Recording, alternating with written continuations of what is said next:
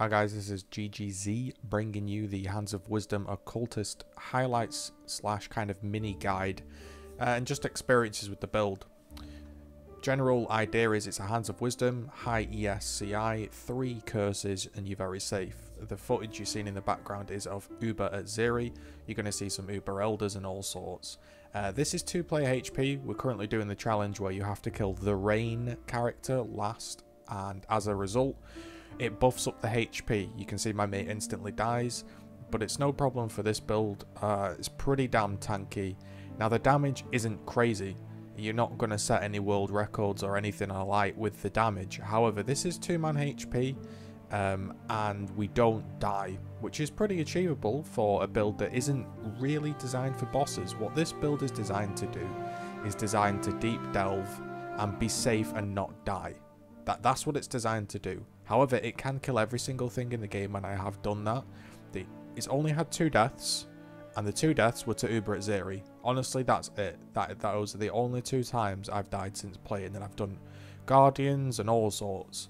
That was the closest I came to dying, and I ate a Flame Blast, and that was 2-man HP, so the ads are going down, the split phase is going down a lot slower than it normally would do. And also, since playing the build and recording this footage, I've actually got a few tweaks that I would recommend for bossing to make it a hell of a lot easier, because this, as I said, I just wanted to use the mirror. This is an expensive build. It doesn't need to be expensive. It would actually, the footage you're seeing right now is bossing, and it would be better than not using the mirror, which I'll talk about when I get to the gear section. So the general idea is 3 curses, you're super safe, high ES, you get energy shield when you hit things, you get occultist regen, you get the extra curses, you get the flat energy shield, and you can deep delve. You can drop some damage, you can drop a lot of things and customize the build to your suiting, and that's what I like about it. So what you can do is you can drop the mirror and put on a second Hands of Wisdom, cap your resists, and you're going to have basically double your damage. So these Minotaur maps, these tier 16 boss kills are of me using an Exile reflection. And if you don't know, an Exile reflection means you can't be affected by curses, which is super good for deep delving. You don't need it in the low level delves, but when you get to the super high level delves, it becomes really good. That mixed with the occultist regen from Vile Bastion, the energy shield on hit, Profane Bloom, and all this stuff makes it a really good deep delver. But it can kill bosses, as you see. This is basically I think it has something like 68k damage on the tooltip of Molten Strike when I'm doing these bosses. If I put a second Hands of Wisdom on, and put a second Hands of Wisdom on and take the shield off, I go to about 170k. So I'd be doing more than double damage, and I'd lose 2000 energy shield. The shield I'm wearing is specifically for mapping and not dying. You can see even with the shield on, though this is a tier 16 Elder map, the damage isn't bad. You can still produce some pretty meaty damage even with the tankiness. I haven't died to anything. Tier 16 syndicates, never died to them. Now the only fight I haven't tried on this build is the Mastermind, but I think I'd be okay. But yeah, tier 16 syndicates, tier 16 guardians, elder guardians, Uber Elder, Uber Azeri, Delvin, I've yet to die. So, you know, that is kind of a testament to how strong the build is, because I don't even play the fights well. I'm trying to showcase a few examples here of sort of what you can do and how stupid you can play. So this was, somebody types in chat, if you can't face tank everything, your build's bad. I face tanked about 5 or 6 phoenixes shooting at me, the phoenix hitting me, and I had no flasks up, and I still lived. Yeah, I got really low, but I still lived. And obviously, if you were playing this to not do a stupid test, you would just go and kill those firebirds and then carry on the fight. So the damage is not going to blow your mind. However, this is a face roll build in the, I guess, every sense of the word. You just stand there and hit things and you live. And it's a playstyle that I enjoy, because the reason I enjoy farming the lab is I don't die, right? And I get frustrated when I die.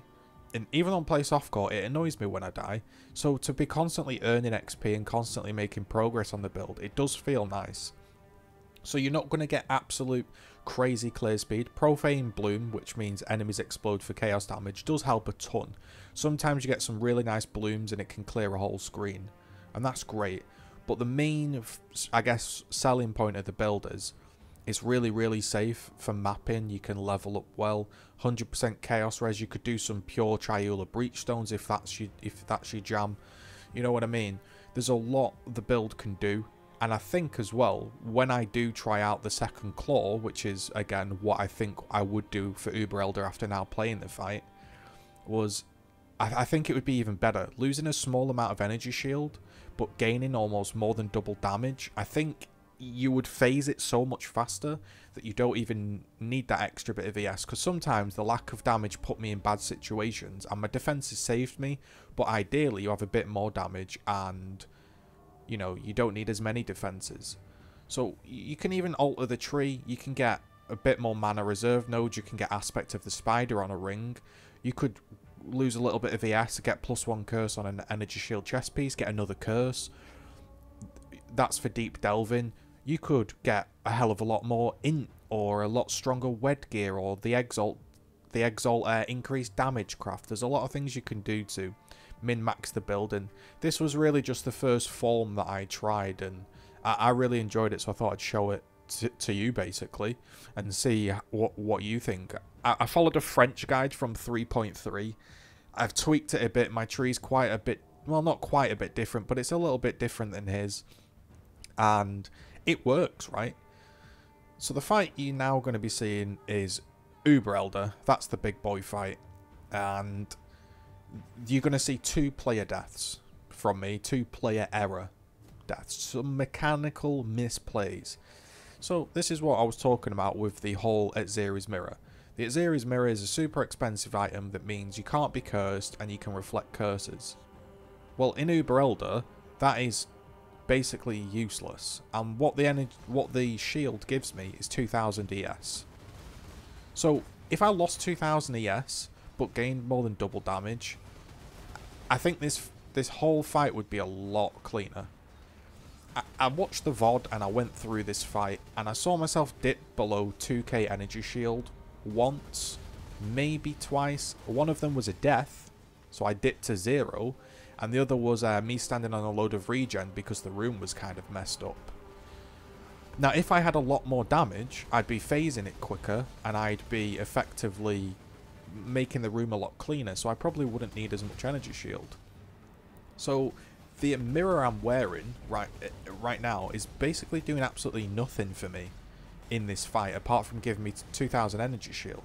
So if I was even just to keep the same idea and use a shield, but get one with even more energy shield, and intelligence and an attack speed or something like that, that could work as well.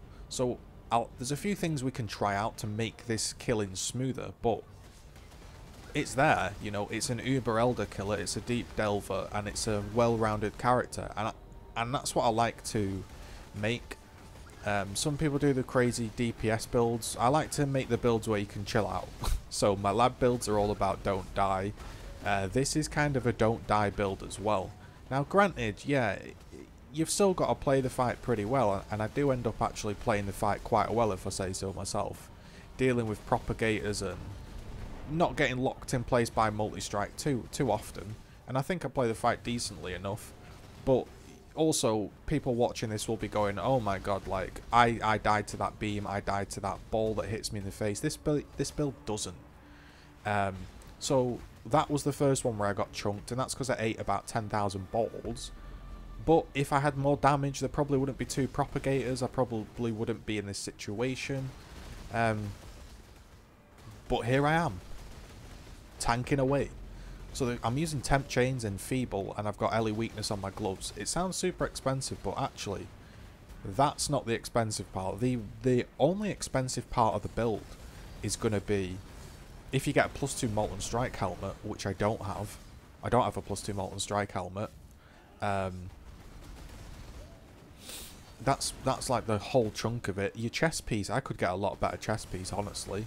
I could get increased attributes. I could get a belt with increased attributes, increased body, energy shield. There's all kinds of rolls you can do. I could get a Cyclopean coil with Vald intelligence on top of it, and I think that's what I'm enjoying about the build is it's tanky but super scalable, so it gives you something to do. You're not like, well, I've got all my items now, what do I do? You can scale this up as much as you want. You could get a Watcher's Eye with energy shield on hit, which I do have. That doesn't make that much of a difference. It helps, but that was me right there dying, taking... I tanked the beam. I thought I was outside of the beam, but I was actually trying to leech through the beam. And then I got tilted and jumped straight in, and then died. But scrap those two stupid deaths, and it's deathless, right? But yeah, the build itself, I like it. It's well-rounded, and seemed like even there that I went to 4,000 energy shield, which realistically, like, you know, if there I got hit, I went to about 8k. So even if I lost a bit of energy shield, I'd gain a hell of a lot of damage, and I'd still be alive, right? I don't need this much energy shield, but like I was saying, you can get more. You can get the Watcher's Eye with energy shield on hit and max mana as energy shield, whilst affected by clarity. So that would give you another 2-3k, which is just crazy to me. So you could get, I've seen 20k reached on this build. I got 21k whilst I was in a party with a mana bot guy, a mana aura guy, you know, the supports. So it's a super safe build. You can increase the damage with a +2 helmet, increase the damage with a second claw. I just done it with the mirror because I got the item and I really wanted to make a build that used it. And deep delving is really, I guess, the strength of the build. But as you can see, it's pretty ridiculously tanky, all the stupid shit I'm doing right now. And you're probably wondering, you know, like that's stupid, but I don't know. I don't even know how those balls weren't hitting me, to be honest. So the stats are like your capped res, there's no max res, you're not a lore weave, but you do have like 60-70% chance to dodge attacks when your Jade Flask is up due to the Shaper Touch gloves. So that's the build, that's me done with it, that's everything through it, and I can show you a little clip here at the end of me falling asleep whilst tanking Shaper, just to showcase the build a little bit further. But I hope you have enjoyed this. It's been a fun build. I'm going to carry on playing it, that's for sure. Probably keep upgrading it. But I thought I'd show you some highlights and sort of what the build can do. So if you're enjoying it, the daily content, thumbs up, subscribe, comment, whatever you want to do. I'll be here tomorrow, probably, so stay tuned.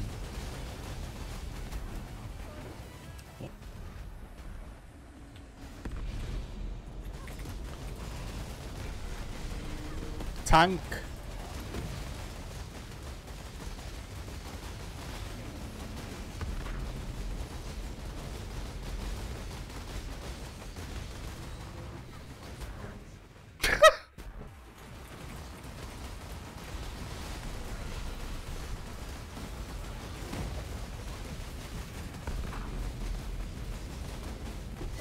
Shit, cunt. Fucking gloves. Sweet.